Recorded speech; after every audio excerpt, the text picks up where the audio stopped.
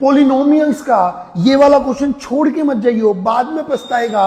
और इसमें एक बहुत बेहतरीन बात बताने वाला हूं जिससे पेपर में गलती ना हो। बड़े ध्यान समझियो, इस क्वेश्चन के साथ साथ एक बहुत बेहतरीन बात बताने वाला हूं, बड़े ध्यान से समझियो। अल्फा और बीटा रूट्स हैं इसके, बड़े ध्यान से समझते हैं।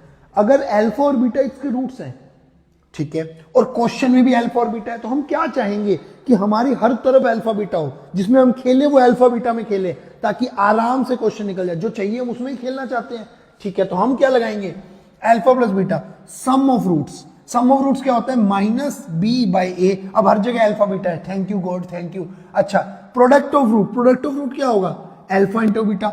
वो किसके इक्वल है, सी बाई ए, यानी बीटा बाई 1। बहुत ध्यान सुनियो, यहां से बीटा नहीं काटना, स्पेशली कभी नहीं काटना वैसे तो, लेकिन स्पेशली पोलिनोमियल और क्वाड्रेटिक में तो खासकर, क्योंकि तू उससे एक वैल्यू हटा देगा और वैल्यूज दो होती हैं क्वाड्रेटिक में, ठीक है। तो तू बीटा को जैसे ही इधर लेके जाएगा, अच्छा काटना नहीं तो क्या करूं, बीटा को इधर ले जा। जब तू बीटा को इधर लेके जाएगा तो alpha beta minus beta, beta common, alpha minus 1 equal to 0।